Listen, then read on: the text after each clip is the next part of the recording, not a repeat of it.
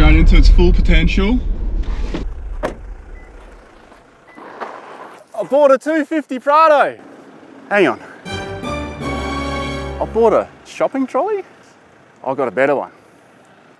I bought a Landcruiser 250 Prado.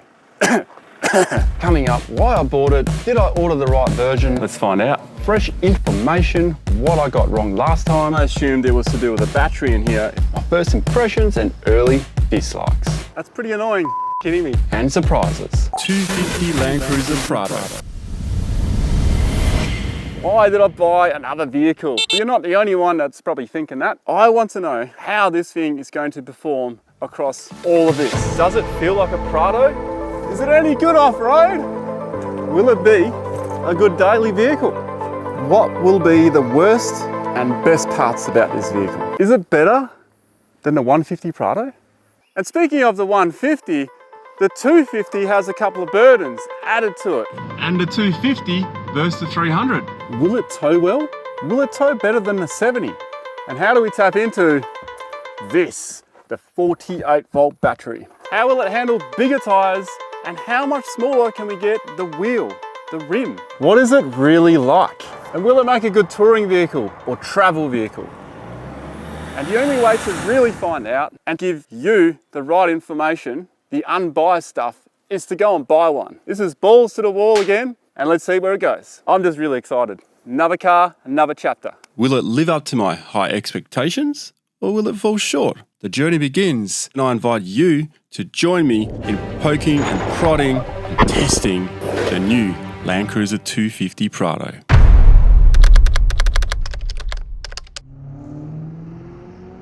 There it is. It's all about to happen. The question is though, is it a GX, a GXL, a VX, an Altitude, or a Kakadu? Let's find out.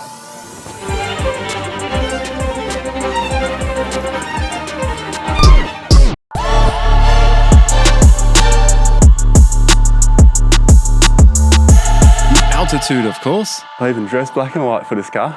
It's been a long time waiting for this.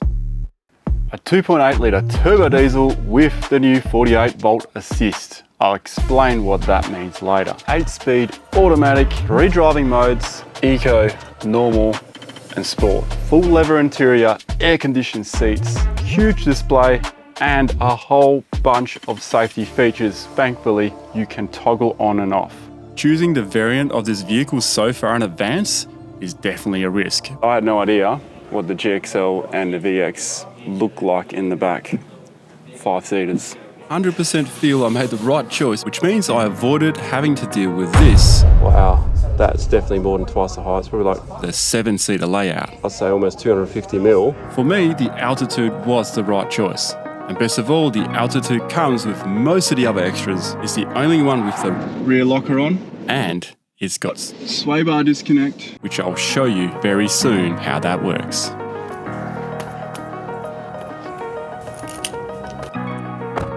I reckon we take this thing straight off road. Oh, getting a nice cool on the back. It's pretty hot today. Oh, here we go. This is the second car I've bought from Galleria. 4 years ago, See you, mate. See you in the bush. Yeah, thank you. I'm almost scared to take it out on the road. as I'm driving out, I don't even know all the features that are in the new 250. I'm in a bloody Prado.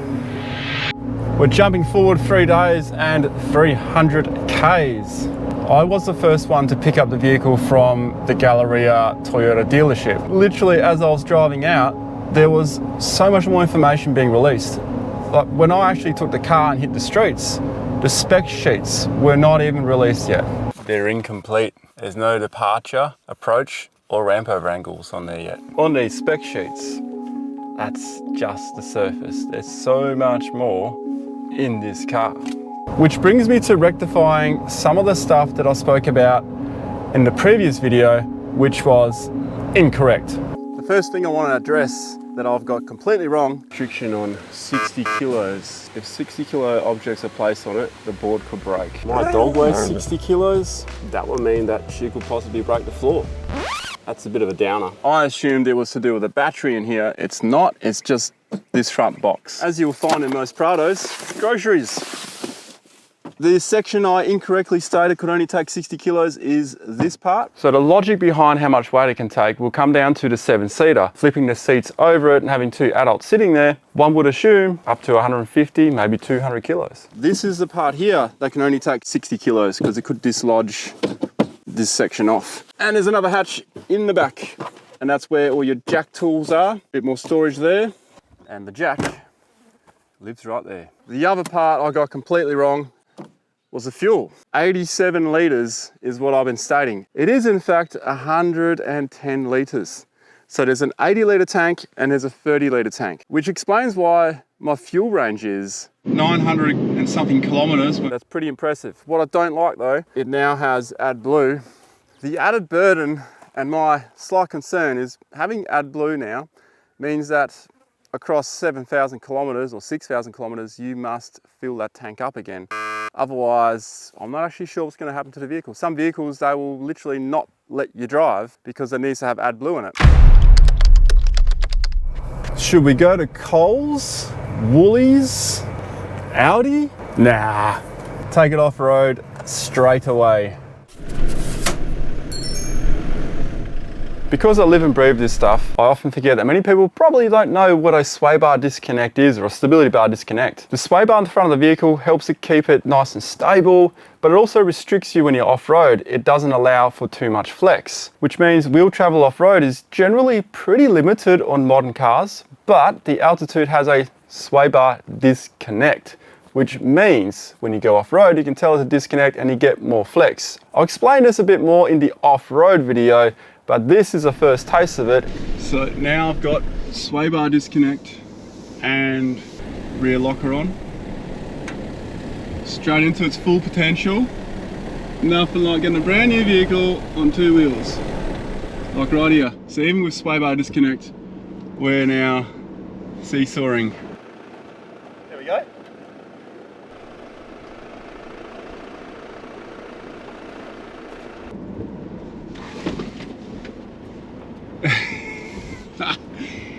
Yeah, I don't know if that sway bar disconnect really did much. Let's try with the sway bar connected and see if we actually notice a difference. It should be worse.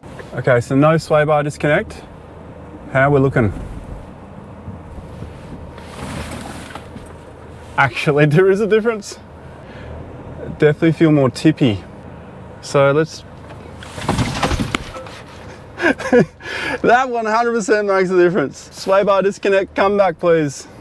You've thrown all my camera gear around. There we go.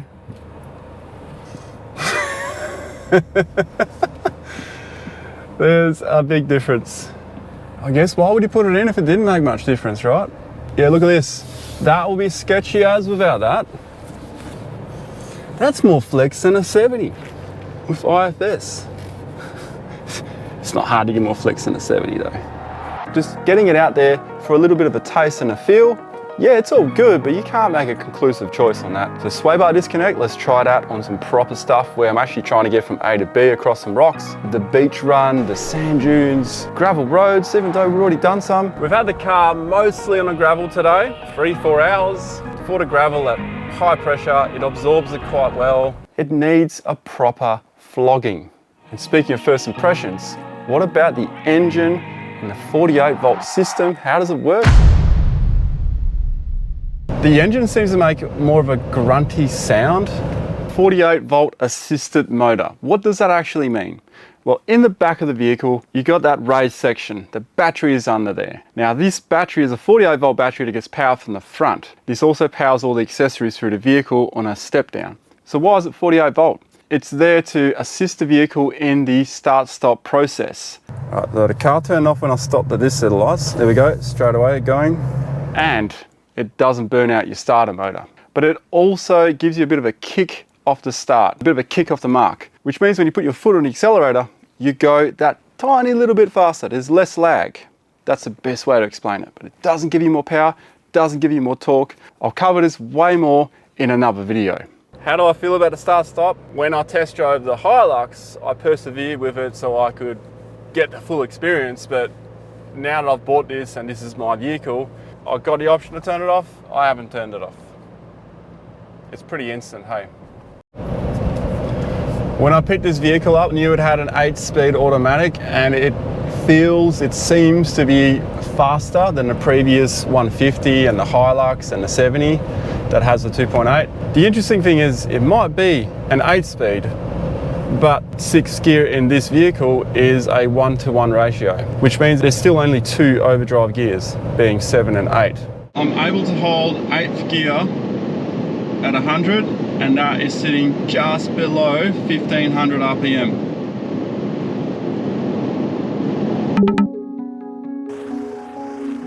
Here's my first annoyance with this car. Only the driver door is unlocked. That's pretty annoying. I just want to get a camera. The other thing I would change is the back door. Are you kidding me? So it must automatically lock again when you're driving. That's the other thing I would change. Can you imagine that? Say 4 a.m. in the morning, or you get home at midnight. Good morning, everyone, I'm opening my boot. Good morning, everyone, I'm opening my boot. Good morning, everyone, I'm opening my boot. That's how loud this beep is. I wonder how you can fix that without cutting the wire.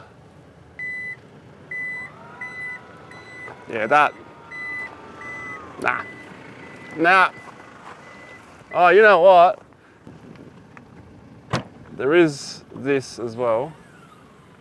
So I guess, unless you need to get something big out, I just found a solution to my problem, actually.